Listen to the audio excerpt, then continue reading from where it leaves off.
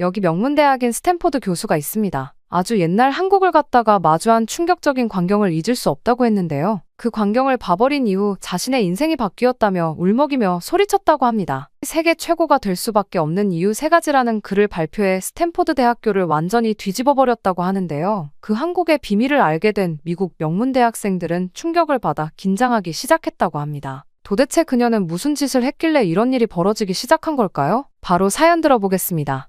안녕하세요. 저는 런던에서 태어나 현재 서울 마포구에 살고 있는 캐서린 헤이스입니다. 저는 사실 한국을 정말 싫어했어요. 아니, 어쩌면 두려웠다고 해야 할까요? 전쟁으로 황폐화된 아시아의 한 나라. 제가 19살이던 1965년 모든 사람들이 제 선택을 미친 짓이라고 말했죠. 거기는 너무 위험해, 케이트.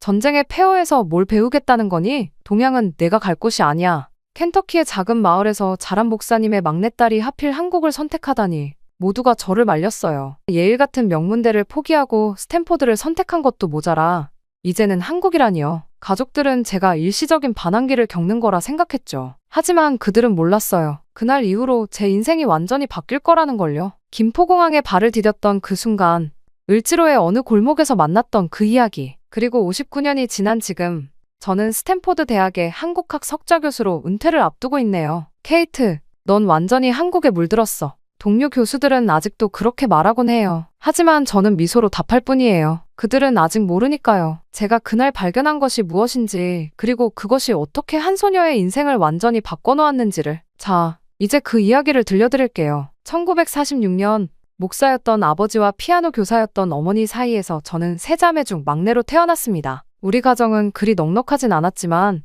책장만큼은 항상 새로운 책들로 가득했죠. 특히 아버지는 선교 활동으로 세계 곳곳을 다니셨는데 매번 돌아오실 때마다 각국의 이야기책을 가져오시곤 했어요. 저는 그 책들을 읽으며 자랐습니다. 인도의 겐지스강, 이집트의 피라미드, 페루의 마추픽추, 머나먼 나라들의 이야기는 어린 제 상상력을 키워주었죠. 하지만 우리 집에는 한 가지 엄격한 규칙이 있었어요. 아가씨는 숙녀답게 자라야 한다는 거였죠. 두 언니들은 그 규칙을 잘 따랐습니다. 큰언니는 피아노 교사가 되었고 작은 언니는 간호사의 길을 택했어요. 하지만 저는 달랐습니다. 친구들이 저를 말썽쟁이 케이트라고 부른 것도 다 이유가 있었죠. 15살 때였어요. 아버지의 서재에서 우연히 발견한 책 한 권이 제 인생을 바꿔놓았습니다. 펄벅의 대지였어요. 처음으로 아시아라는 미지의 세계에 매료되었죠. 그 후로 도서관에서 아시아 관련 책들을 찾아 읽기 시작했어요. 선생님들은 제가 평소와 다르게 공부에 열중하는 모습을 신기해하셨죠. 케이트, 넌 커서 뭐가 되고 싶니? 고등학교 졸업을 앞두고 진로상담 선생님이 물으셨을 때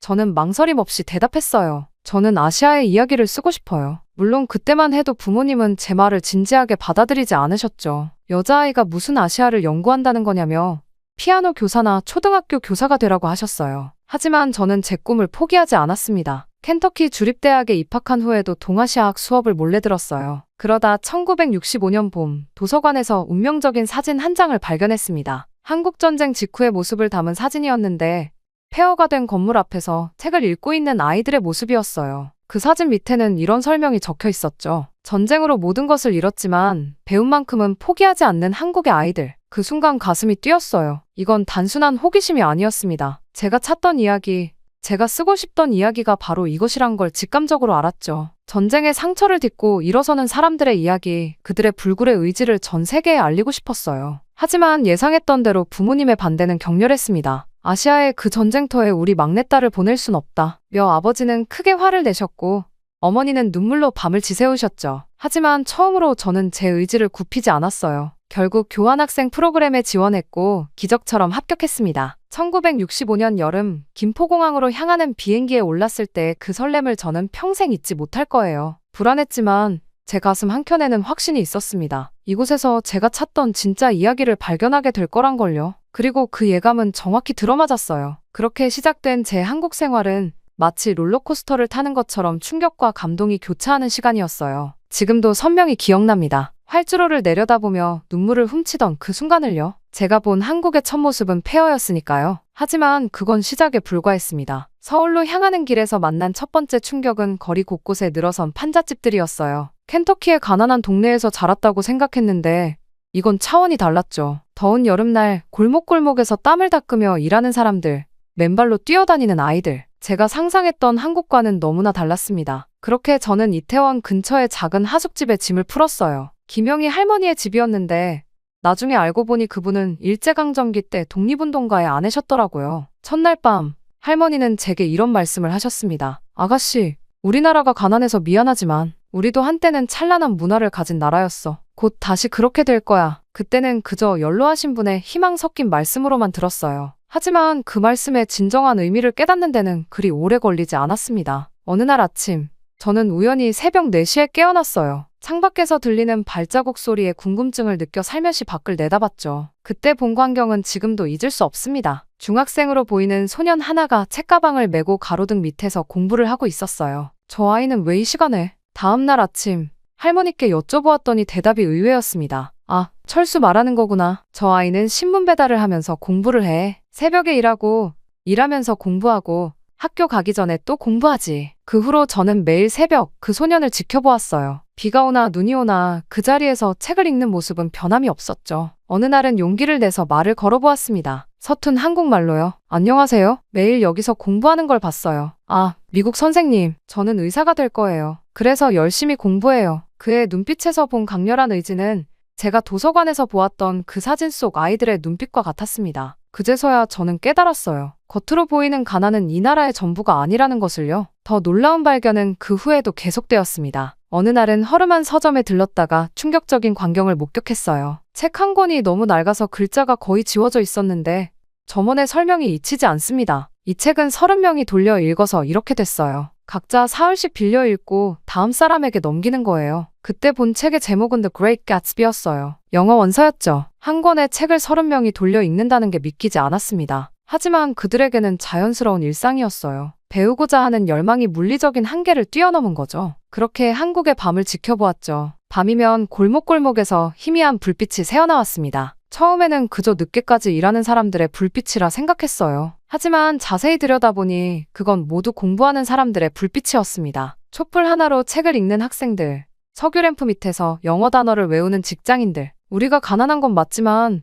우리 머리까지 가난한 건 아니야. 할머니의 이 말씀은 제 인생의 모토가 되었습니다. 그들은 물질적으로는 가난했을지 모르지만 정신적으로는 누구보다 부유했어요. 배움에 대한 갈망, 더 나은 미래를 향한 희망, 그리고 그것을 이루고야 말겠다는 강인한 의지. 그것이 제가 본 진짜 한국이었습니다. 1965년의 그 여름, 저는 매일매일이 새로운 발견의 연속이었어요. 겉으로 보이는 가난과 혼란은 이 나라의 진짜 모습이 아니었습니다. 그들의 눈빛 속에서, 불빛 새어나오는 골목골목에서, 달아빠진 책장 속에서 저는 한국의 진정한 힘을 발견했습니다. 그리고 그때 직감했죠. 이 나라가 언젠가는 세계를 놀라게 할 거라는 것을. 제 인생을 바꾼 결정적인 만남은 을지로의 한 구멍가게 앞에서 시작됐어요. 매일 아침 그곳에서 신문을 사곤 했는데 어느 날 눈에 띈 할머니 한 분이 계셨죠. 허리가 굽어 지팡이에 의지한 채 신문을 팔고 계셨어요. 이런 고령의 할머니가 왜 이 일을? 처음엔 그저 안타까운 마음에 신문을 사주곤 했습니다. 하지만 그날은 달랐어요. 제가 건넨 동전을 받으시며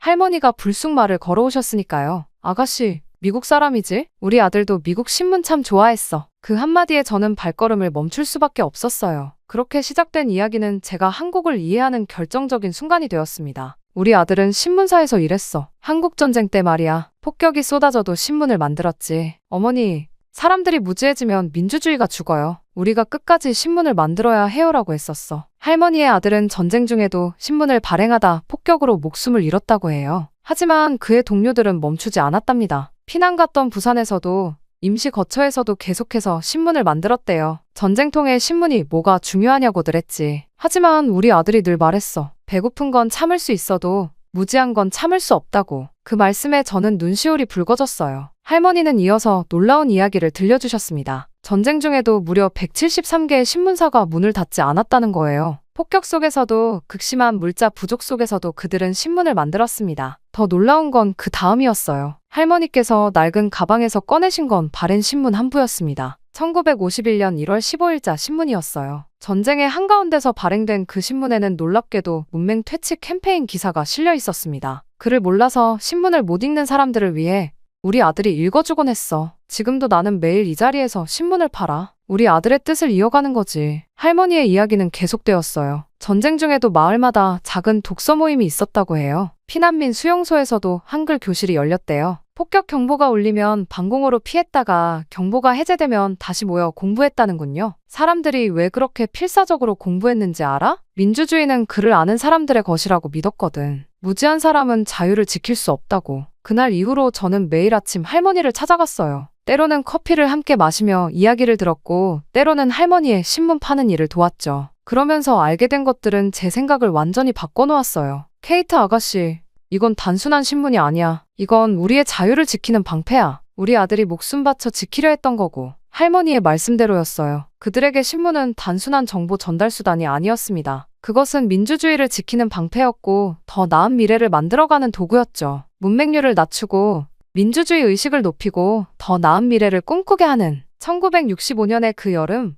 을지로 골목에서 만난 한 할머니는 제게 진정한 민주주의가 무엇인지 가르쳐 주었습니다. 그리고 지금도 저는 확신해요. 한국이 이토록 빠르게 민주주의 국가로 성장할 수 있었던 건 바로 그때 그 할머니의 아들과 같은 분들이 있었기 때문이라는 걸요. 그렇게 시간이 흘러 가을이 되었습니다. 1965년 9월, 서울대학교를 방문했을 때였죠. 한국어 교실 수업이 끝난 후 저는 도서관에서 시간을 보내곤 했는데 그날따라 평소와 다른 길로 들어섰어요. 여기가 규장각이라고. 조선시대 왕실 도서관이었대. 친구 영희의 설명을 들으며 들어선 그곳에서 제 인생을 뒤흔들 만한 발견을 하게 될 줄은 몰랐습니다. 캐서린 선생님, 이쪽으로 와보세요. 영희가 가리킨 곳에는 오래된 문서들이 전시되어 있었어요. 그중 특히 제 눈길을 사로잡은 건 직지심체요절이란 책에 관한 기록이었습니다. 이게 무슨 책인지 아세요? 세계 최초의 금속활 자본이에요. 뭐라고요? 하지만 그건 구텐베르크. 제 말이 책 끝나기도 전에 영희는 웃으며 고개를 저었어요. 구텐베르크보다 78년이나 앞섰어요. 1377년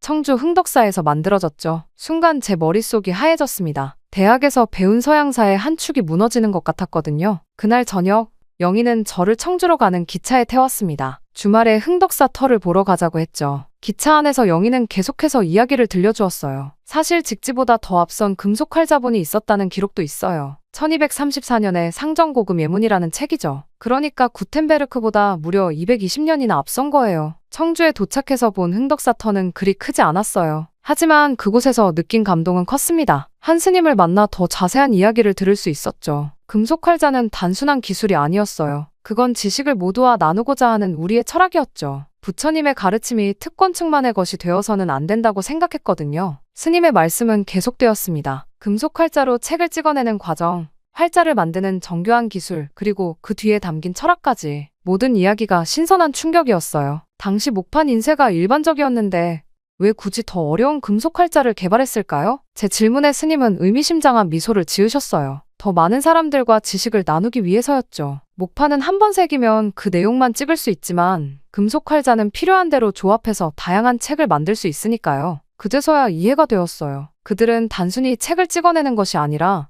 지식을 확산시키는 방법을 혁신한 거였죠. 더 많은 사람들에게 더 다양한 지식을 더 빠르게 전하고 싶었던 거예요. 그렇게 흥덕사를 떠나오면서 저는 울컥했습니다. 지금까지 제가 얼마나 편협한 시각으로 세상을 보고 있었는지 깨달았거든요. 서양이 동양보다 앞섰다는 건 어쩌면 우리가 만들어낸 환상일지도 모른다는 생각이 들었어요. 기차 안에서 돌아오는 길, 저는 일기장에 이렇게 적었습니다. 오늘 나는 역사의 진실을 마주했다. 그동안 내가 알고 있던 세계사는 절반의 진실이었을지도 모른다. 이제는 더 넓은 시각으로 세상을 바라봐야겠다. 그리고 그날 이후 저는 한국의 기술과 문화를 완전히 다른 시각으로 보기 시작했어요. 반드시 이 나라는 다시 일어나 어떤 선진국보다도 뛰어난 나라가 될 것이라고 생각했습니다. 그렇게 1966년 봄, 저는 정해진 기간이 지나 돌아가야 했어요. 스탠포드로 돌아왔을 때 저는 마음이 불타올랐어요. 한국에서 보고 느낀 것들을 모두에게 알리고 싶었거든요. 하지만 현실은 제 열정만큼 단순하지 않았습니다. 동양학은 남자들의 영역이요. 헤이스 양, 학과장 윌리엄스 교수의 말은 차가웠어요. 제가 제출한 한국학 연구 계획서를 보며 그가 지어 보인 표정을 저는 지금도 잊을 수 없습니다. 그래서 뭘 연구하겠다는 건가? 가난한 나라의 폐허? 아니면 전쟁의 상은? 그의 비웃음 섞인 질문에 저는 떨리는 목소리로 대답했어요. 아니요. 세계 최초의 금속활자와 한글이라는 혁신적 문자, 그리고 그들의 교육열에 대해 연구하고 싶습니다. 순간 사무실이 조용해졌어요. 윌리엄스 교수는 한동안 말없이 저를 바라보더니 이렇게 말했죠. 자네가 착각하고 있는 게 있어. 우리는 학문을 하는 곳이지 동화를 쓰는 곳이 아니야. 그날 저는 울면서 집으로 돌아왔습니다. 하지만 포기하지 않았어요. 한국에서 만난 그 할머니, 신문파리의 아들, 새벽에 공부하던 소년, 닳도록 책을 돌려 읽던 사람들. 그들의 이야기는 반드시 세상에 알려져야 했으니까요. 교수님, 제가 증명해 보이겠습니다. 다음 날, 저는 직지심체요절의 기록과 관련 자료들을 들고 다시 교수님을 찾아갔어요. 프랑스 국립도서관에 보관된 실제 직지에 대한 기록들, 구텐베르크 이전의 금속활자 기술에 대한 연구 자료들을 보여드렸죠. 흥미롭군. 처음으로 윌리엄스 교수의 눈빛이 달라졌어요. 하지만 그게 끝이 아니었습니다. 그래, 자료는 인상적이야. 하지만 자네가 이걸 제대로 연구할 수 있을까? 동양학과에서 여자 교수를 본 적이 없는 데는 다 이유가 있어. 그때였어요. 제 입에서 나온 말이 저 자신도 놀라게 했습니다. 교수님, 한글이 만들어진 이유를 아세요? 모든 사람이 평등하게 배움을 얻을 수 있어야 한다는 철학에서였어요. 그런데 지금 교수님은 제가 여자라는 이유로 연구를 막으시는 건가요? 침묵이 흘렀어요. 긴장된 순간이었죠. 하지만 이내 교수님의 얼굴에 미소가 번졌습니다. 흥미로운 반박이군. 좋아, 기회를 주지. 한 학기 동안 프로젝트를 진행해보게. 결과물을 보고 판단하겠네. 그렇게 저희 진짜 도전이 시작됐어요. 낮에는 조교 일을 하고 밤에는 연구를 했죠. 한국에서 가져온 자료들을 하나하나 번역하고 분석했어요. 때로는 밤을 새우기도 했죠. 그때마다 저는 생각했어요. 한국에서 보았던 그 촛불 아래 공부하던 사람들을요. 난 포기할 수 없어. 그들도 포기하지 않았으니까. 제 연구의 첫 발표 날, 강의실은 의외로 사람들로 가득 찼어요. 아마도 말썽쟁이 케이트의 실패를 보러 온 걸 거예요. 하지만 그들의 예상과 달리 발표는 성공적이었습니다. 직지는 단순한 인쇄물이 아닙니다. 그것은 지식 민주화의 시작이었어요. 모든 계층이 평등하게 지식을 얻을 수 있어야 한다는 혁명적 발상이었죠. 한글의 창제도 마찬가지입니다. 이것은 단순한 문자 발명이 아닌 교육 평등을 향한 위대한 도전이었어요. 발표가 끝나고 윌리엄스 교수가 다가왔어요. 인상적이었네. 헤이스 양, 자네가 틀렸다는 걸 증명하려 했던 내가 오히려 틀렸군. 그날 이후 동양학과에는 작은 변화가 시작됐어요. 더 많은 여학생들이 수업을 듣기 시작했고 한국학에 대한 관심도 조금씩 늘어났죠. 저는 이렇게 생각했어요. 어쩌면 이것이 진정한 지식의 민주화, 바로 한국에서 배운 그 가치를 제가 여기서 실천하고 있는 걸지도 모른다고요. 그렇게 저는 추가 발표를 준비했습니다. 한국의 진실을, 그들의 대단함을 더 자세히 알리고 싶었거든요. 그렇게 시작된 학과 세미나실에서의 그날을 저는 평생 잊지 못할 거예요. 제 발표 도중 뒷자리에서 들려온 비웃음 소리가 시작이었죠. 한국이 구텐베르크보다 앞섰다고. 말도 안 되는 소리야. 동양인들의 과대망상이겠지. 하버드에서 온 방문 교수 톰슨 박사의 냉소적인 코멘트였어요. 그는 당시 서양 인쇄술의 권위자로 불리던 분이었죠. 헤이스 양, 증거가 있나요? 실제 인쇄본이 존재하긴 하는 건가요? 그의 질문에 준비해간 슬라이드를 보여줬어요. 네, 파리 국립도서관에 실제 직지심체요절이 보관되어 있습니다. 1377년 청주 흥덕사에서 인쇄된. 잠깐만요. 그가 제 말을 자르며 일어섰어요. 그게 진짜 금속활자로 인쇄됐다는 걸 어떻게 증명하죠? 목판일 수도 있지 않나요? 그때였어요. 제가 한국에서 가져온 실물 크기의 금속활자 복제본을 꺼냈죠. 직접 보시겠습니까? 목판이라면 이런 정교한 글자 간격과 일정한 농도가 불가능합니다. 더구나 같은 글자가 미세하게 다른 것을 보면 제가 확대경으로 하나하나 설명하는 동안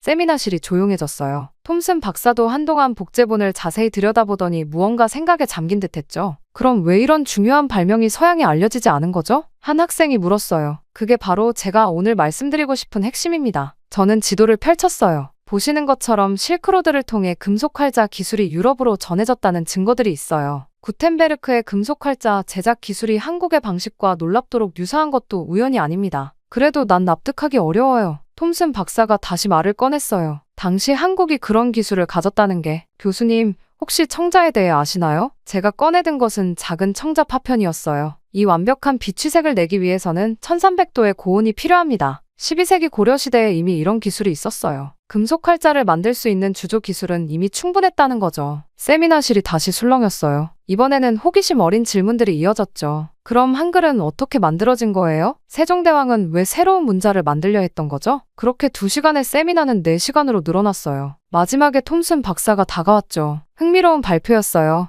헤이스 양, 제가 가진 편견을 다시 한번 생각해보게 되었네요. 혹시 다음 학기에 제 수업에서 특강을 해주실 수 있을까요? 그날 이후 동양학과의 분위기가 조금씩 바뀌기 시작했어요. 한국학 수업에 수강생이 늘어났고 도서관에는 한국 관련 서적들이 채워지기 시작했죠. 작은 변화였지만 의미 있는 시작이었습니다. 편견을 깨는 건 쉽지 않아요. 하지만 불가능하진 않죠. 제 학생들에게 늘 하는 말입니다. 여러분도 보세요. 이제는 한국의 기술력과 문화를 모르는 사람이 없잖아요. 1967년 가을 톰슨 박사의 특강 제안은 예상치 못한 기회가 되었어요. 동양의 인쇄술과 문명이라는 주제로 하버드, 예일, 콜롬비아의 교수들 앞에서 발표를 하게 된 거죠. 케이트, 긴장하지 마. 넌 진실을 말하는 거야. 발표 전 거울 앞에서 저는 계속 스스로를 다독였어요. 강당은 예상보다 훨씬 많은 청중으로 가득 찼습니다. 제 발표를 반박하려 온 교수들도 많았죠. 특히 첫 줄에 앉아있던 프린스턴의 앤더슨 교수의 날카로운 시선이 지금도 기억나요. 오늘 저는 여러분의 세계사 지식의 도전장을 내밀려고 합니다. 제 발표는 다소 도발적인 문장으로 시작됐어요. 구텐베르크가 인류 최초로 금속 활자를 발명했다는 것, 정말 사실일까요? 순간 강당이 술렁였죠. 앤더슨 교수가 자리에서 몸을 앞으로 기울이는 게 보였어요. 먼저 이 활자를 보시죠. 제가 준비한 첫 번째 증거물은 청주 흥덕사 금속 활자의 정밀 복제본이었어요. 보시다시피 이 활자는 1377년에 제작되었습니다. 구텐베르크보다 78년이나 앞서죠. 허나 그건 동양의 기록일 뿐입니다. 앤더슨 교수가 자리에서 일어났어요. 유럽의 기록에는 전혀 나타나지 않는 바로 그 점이 중요합니다. 저는 그의 말을 정중히 끊고 두 번째 자료를 보여줬어요. 이것은 마르코 폴로의 동방견물록에 나오는 기록입니다. 그는 동양에서 쇠로 글자를 만들어 책을 찍어내는 기술을 보았다고 썼어요. 이 기록은 구텐베르크보다 150년이나 앞섭니다. 이어서 저는 결정적인 증거를 제시했어요. 구텐베르크의 금속 활자 제작 기술과 한국의 방식을 비교 분석한 자료였죠. 금속의 배합 비율부터 활자를 주조하는 방식까지 놀라울 정도로 유사했어요. 이런 유사성이 단순한 우연일까요? 아니면 실크로드를 통해 전해진 기술이었을까요? 2시간의 발표가 끝나고 예상치 못한 일이 벌어졌어요. 앤더슨 교수가 제일 먼저 박수를 치기 시작한 거예요. 인상적인 연구였어요. 헤이스 양, 당신은 우리가 얼마나 편협한 시각으로 세계사를 보고 있었는지 일깨워 주었습니다. 그날 이후 변화는 더 빠르게 찾아왔어요. 동양학과에 한국학 전공이 개설되었고 도서관에는 한국 관련 서적 코너가 만들어졌죠. 더 많은 학생들이 한국어를 배우기 시작했고 한국학 연구에 관심을 보이는 교수들도 늘어났습니다. 케이트, 자네가 해냈어. 윌리엄스 교수가 어느 날 저를 불러 말했어요. 자네는 우리 학계에 새로운 시각을 가져왔어. 이제는 정식으로 한국학 교수직을 제안하고 싶네. 그렇게 저는 그 연구를 발판으로 스탠포드 최초의 여성 한국학 교수가 되었습니다. 하지만 이건 끝이 아닌 시작이었어요. 진짜 도전은 이제부터였으니까요. 그렇게 교수가 되었고 저는 바쁜 시간을 보냈습니다. 1980년대 초반, 저는 연구년을 맞아 다시 한국을 찾았어요. 15년 만에 방문이었죠. 인천공항에 도착했을 때 저는 제 눈을 의심했어요. 제가 처음 봤던 그 가난했던 나라가 맞나 싶을 정도로 달라져 있었거든요. 하지만 거리에는 또 다른 긴장감이 감돌고 있었습니다. 대학가는 학생들의 시위로 들썩였고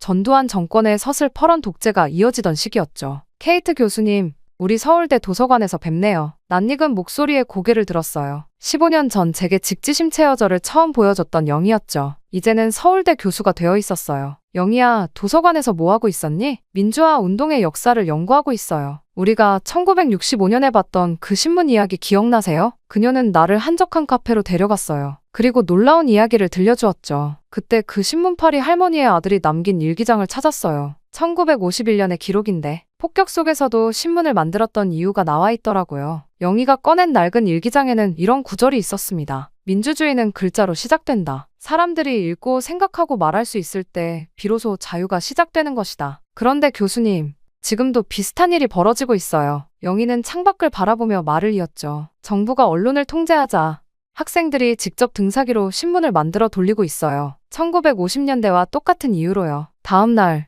저는 영희와 함께 학생들의 모임에 참석했어요. 지하실에서 비밀리에 진행된 모임이었죠. 그곳에서 본 광경은 15년 전의 기억을 떠올리게 했습니다. 이게 바로 우리가 만든 지하신문이에요. 한 학생이 건넨 등사본에는 선명한 글자가 쓰여 있었어요. 진실은 침묵하지 않는다. 왜 이렇게 위험한 일을 하는 거죠? 제가 물었어요. 교수님, 우리도 몰랐어요. 왜 그 전쟁통에 사람들이 목숨 걸고 신문을 만들었는지. 이제는 알 것 같아요. 사람들이 진실을 알아야 세상이 바뀔 수 있으니까요. 그해 여름, 저는 서울의 거리에서 수많은 사람들을 만났어요. 민주화를 외치는 학생들, 그들을 지지하는 시민들, 그리고 독재에 맞서 싸우는 언론인들까지. 그들의 눈빛에서 저는 15년 전 그 신문파리 할머니의 아들과 같은 결연한 의지를 보았습니다. 이게 바로 한국의 진짜 힘이구나. 어느 날 일기장에 적었어요. 이 나라는 단순히 경제적으로만 성장한 게 아니야. 민주주의에 대한 갈망, 자유를 향한 열망이 있었기에 이만큼 올 수 있었던 거야. 1987년 마침내 한국의 민주화의 바람이 불었어요. 전 세계가 놀랐죠. 어떻게 이렇게 평화롭게 민주화를 이룰 수 있었는지. 하지만 저는 알고 있었어요. 그들의 DNA에는 이미 민주주의가 새겨져 있었다는 걸요. 전쟁 속에서도 신문을 지켜냈던 그 정신, 글자를 통해 자유를 꿈꾸던 그 의지가 마침내 결실을 맺은 거였죠. 그리고 그 과정을 지켜본 것은 제 인생에서 가장 값진 경험이 되었습니다. 정말 한국이라는 나라는 제 마음속에 제2의 조국과도 같다는 생각을 하게 되었죠. 그렇게 저는 많은 것을 느끼고 돌아갔습니다. 1990년대 초반,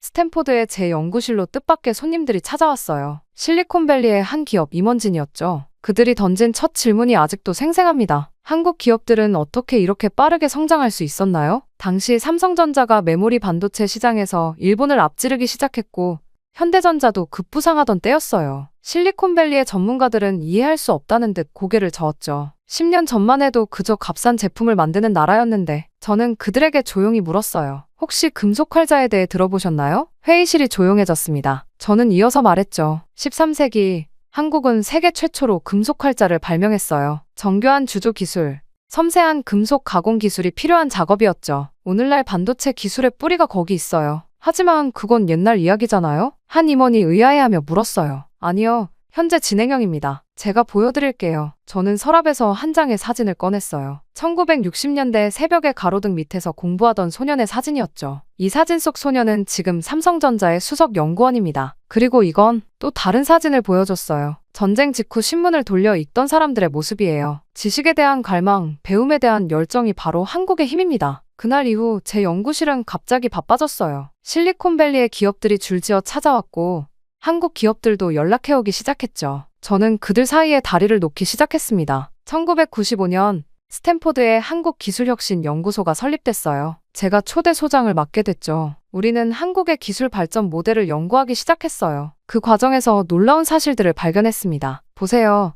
한국의 교육 시스템이 어떻게 기술 혁신으로 이어지는지를. 연구소에서의 첫 발표에서 저는 이렇게 말했어요. 그들은 단순히 기술을 모방한 게 아니에요. 끊임없이 혁신하고 개선하고 새로운 것을 만들어냈죠. 마치 금속 활자를 만들던 그때처럼요. 특히 인상적이었던 건 젊은 엔지니어들의 이야기였어요. 그들은 하루 12시간씩 일하면서도 밤에는 새로운 기술을 공부했죠. 마치 제가 60년대에 본 그 촛불 공부하던 학생들처럼요. 한국의 기술 발전은 단순한 경제적 성공이 아니에요. 어느 날 실리콘밸리 컨퍼런스에서 연설할 기회가 있었는데 저는 이렇게 말했습니다. 그것은 배움에 대한 절실함, 더 나은 미래를 향한 열망, 그리고 불가능을 가능으로 만드는 도전 정신의 결과물이에요. 2000년대 들어서며 한국은 이제 단순한 추격자가 아닌 선도자가 되어가고 있었어요. LCD 기술, 메모리 반도체, 휴대폰, 세계 시장을 주도하기 시작했죠. 케이트, 당신 말이 맞았어요. 실리콘밸리의 한 CEO가 찾아와 이렇게 말하더군요. 우리가 한국을 배워야 할 때가 온 것 같아요. 저는 빙그레 웃으며 대답했어요. 이제 시작일 뿐이에요. 아직 여러분이 보지 못한 한국의 저력이 훨씬 더 많답니다. 그리고 그 말은 적중했어요. 2024년 현재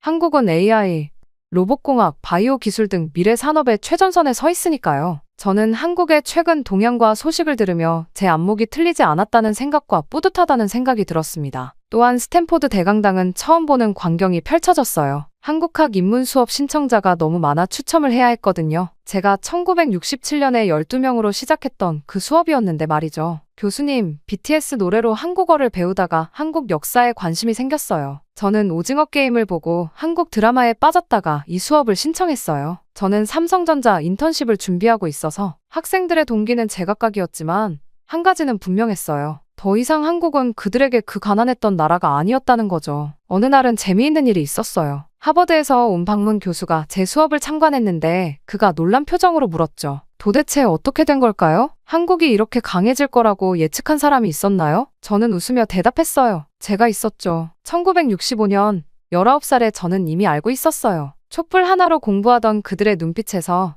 전쟁통에도 신문을 만들던 그 의지에서 한국이 반드시 세계를 놀라게 할 거란 걸요. 지금 한국은 더 이상 아시아의 작은 나라가 아닙니다. K-팝은 빌보드를 석권하고 한국 영화는 아카데미상을 휩쓸며 한국 드라마는 전 세계 OTT 순위를 장악하고 있죠. 특히 놀라운 건 한글이에요. 세종대왕이 만든 그 과학적인 문자가 이제는 전 세계 젊은이들이 가장 배우고 싶어하는 언어가 되었습니다. 프랑스어를 제치고 세계 3위 학습 언어로 올라섰다는 소식을 들었을 때 저는 울컥했어요. 케이트, 당신이 틀렸어요. 얼마 전 톰슨 교수가 찾아왔어요. 60년대 재발표를 비판했던 그 교수였죠. 한국은 우리가 생각했던 것보다 훨씬 더 대단한 나라였어요. 그의 손에는 최근 출간된 책이 들려 있었어요. 인공지능 시대에 최적화된 문자, 한글이란 제목이었죠. 그는 이제 한글의 과학성을 연구하는 학자가 되어 있었어요. 기억나세요? 당신이 처음 금속활자 이야기를 했을 때 우리가 얼마나 비웃었는지. 하지만 이제는 실리콘밸리 기업들이 한국의 기술을 배우러 줄을 서고 있잖아요. 맞아요. 세상이 완전히 바뀌었어요. 한국의 문화 콘텐츠는 이제 세계인의 일상이 되었고 한국의 기술은 미래 산업의 표준이 되어가고 있죠. 얼마 전에는 재미있는 설문 결과를 봤어요. 10년 후 가장 영향력 있는 나라를 묻는 질문에 전 세계 젊은이들의 과반수가 한국을 꼽았다는 거예요. 교수님, 한국이 이렇게 될 줄 알고 계셨어요? 학생들이 종종 이렇게 묻곤 해요. 그럼 저는 이렇게 대답합니다. 알고 있었다기보다는 믿었어요. 배움에 대한 그들의 열정, 불가능을 가능으로 만드는 도전 정신, 그리고 세상과 소통하고자 하는 그들만의 방식을. 그리고 그 믿음은 결코 저를 배신하지 않았죠. 2024년, 저는 이제 곧 은퇴를 앞두고 있어요. 하지만 한국의 이야기는 여전히 현재 진행형입니다. 그들은 또 어떤 새로운 영역에서 세상을 놀라게 할까요? 그리고 저는 알아요. 그것이 결코 우연이 아니라는 걸. 금속활자에서 시작된 혁신의 DNA, 한글에 담긴 과학정신, 그리고 결코 꺾이지 않는 교육열. 이 모든 것이 오늘의 한국을 만들었고 또 미래의 한국을 만들어갈 테니까요. 저는 많은 생각을 하면서 달력을 보았습니다. 드디어 내일은 마지막 수업을 하는 날이었죠. 2024년 12월 스탠포드 최대 강당은 제가 처음 강의를 시작했을 때와는 비교도 할 수 없을 만큼 많은 사람들로 가득 찼습니다. 한국학의 어머니라고요? 저를 소개하는 학장의 말에 저는 쑥스러웠어요. 제가 한 일이라곤 그저 진실을 이야기한 것뿐인데 말이죠. 여러분, 오늘은 제가 처음 한국을 만났던 1965년 이야기로 시작하고 싶어요. 스크린에 흑백 사진 하나가 떴습니다. 허름한 서점에서 책을 돌려 읽던 사람들의 모습이었죠. 이 사진 속 주인공들은 지금 어디에 있을까요? 그들의 자녀들은 어떤 삶을 살고 있을까요? 저는 잠시 말을 멈추고 청중을 둘러보았어요. 그들의 자녀들은 노벨상을 꿈꾸는 과학자가 되었고 세계를 감동시키는 영화 감독이 되었으며 인공지능의 미래를 연구하는 공학자가 되었습니다. 강당이 조용해졌어요. 59년 전 19살에 제가 처음 한국행을 결심했을 때 모두가 말렸어요. 전쟁의 폐허가 된 그곳에서 뭘 배우겠다는 거냐고. 하지만 그들은 몰랐던 거예요. 폐허 속에 숨겨진 보물을 말이죠. 저는 천천히 제 오래된 일기장을 펼쳤습니다. 1965년 8월 15일 처음 한국에 도착한 날 쓴 일기예요. 이곳에서 나는 무언가를 발견할 수 있을까? 그때의 불안한 마음이 고스란히 담겨있네요. 청중들이 웃었어요. 그리고 59년이 지난 지금 저는 자신 있게 말할 수 있어요. 네, 저는 발견했습니다. 아니, 어쩌면 한국이 저를 발견한 걸지도 모르겠네요. 저는 이어서 말했어요. 세계 최초의 금속활자와 가장 과학적인 문자 한글을 만든 나라, 전쟁의 폐허 속에서도 교육의 불꽃을 지켜낸 사람들, 민주주의를 위해 피 흘리면서도 평화로운 혁명을 이뤄낸 시민들. 이것이 제가 발견한 진짜 한국입니다. 잠시 목이 메었어요. 그리고 이제는 전 세계가 그 진실을 알게 되었죠. BTS의 음악이 빌보드를 석권하고 봉준호 감독의 영화가 아카데미를 휩쓸고 한국의 드라마가 넷플릭스를 장악하는 걸 보면서 저는 생각했어요. 드디어 세상이 한국을 제대로 보기 시작했구나. 청중 속에서 누군가 손을 들었어요. 교수님, 한국의 미래는 어떨까요? 저는 미소 지으며 대답했습니다. 지금 이 강당에 걸린 스크린도 한국산이고 여러분이 들고 있는 스마트폰의 핵심 부품도 한국산이에요. 10년 후에는 어떨까요? 아마도 우리가 타는 전기차, 우리가 사는 스마트시티, 우리가 활용하는 인공지능, 그 모든 것의 중심에 한국이 있지 않을까요? 그리고 마지막으로 저는 제가 가장 하고 싶었던 말을 꺼냈습니다. 하지만 제가 정말 전하고 싶은 건 따로 있어요. 한국이 우리에게 가르쳐준 가장 소중한 교훈, 그것은 바로 불가능은 없다는 거예요. 전쟁의 폐허에서 문화 강국으로, 가난한 나라에서 기술 강국으로 한국은 우리에게 희망이 무엇인지를 보여주었습니다. 강당에 눈물 훔치는 소리가 들렸어요. 59년 전 한국행을 결심했던 그 선택이 제 인생 최고의 결정이었다고 저는 믿습니다. 그리고 앞으로도 전 세계의 더 많은 사람들이 한국을 통해 희망을 발견하게 되길 바랍니다. 마지막 슬라이드에는 제가 가장 아끼는 사진이 떴어요. 1965년 을지로의 그 신문파리 할머니와 함께 찍은 사진이었죠. 이제 저는 떠나지만 한국의 이야기는 계속될 거예요. 그리고 그 이야기는 앞으로도 계속해서 세상을 놀라게 할 테니까요. 그렇게 제 마지막 강의는 끝이 났습니다. 하지만 한국과의 인연은 여전히 현재 진행형이에요. 그리고 저는 알아요. 59년 전 그날 운명은 저를 가장 놀라운 여정으로 이끌었다는 것을. 저는 강의를 끝내며 지금까지 있었던 일들이 주마등 스치듯 지나가는 것 같았습니다. 59년의 시간 동안 한국은 저에게 세 가지 큰 깨달음을 주었어요. 첫 번째는 진정한 힘이란 무엇인가에 대한 깨달음이었죠. 1965년 처음 한국에 도착했을 때 본 것은 전쟁의 폐허였어요. 하지만 그 속에서 발견한 것은 무한한 가능성이었습니다. 사람들은 가난했지만 그들의 정신만큼은 결코 가난하지 않았어요. 촛불 하나로 공부하는 학생들, 신문을 돌려 읽는 시민들, 그들은 물질적 빈곤을 정신의 풍요로 극복했습니다. 두 번째는 혁신의 본질에 관한 것이었어요. 금속 활자에서 시작해 반도체까지 한국의 기술 발전을 지켜보며 깨달았죠. 진정한 혁신은 단순한 모방이 아닌 더 나은 것을 향한 끊임없는 갈망에서 시작된다는 것을요. 한글이 그랬듯 모두를 위한 더 나은 미래를 꿈꾸는 것, 그것이 혁신의 시작점이었습니다. 마지막 깨달음은 희망의 힘이었어요. 전쟁의 폐허에서 문화 강국으로, 독재에서 민주주의로, 한국은 불가능을 가능으로 만드는 희망의 증거였습니다. 그들이 보여준 변화는 단순한 경제적 성공이 아닌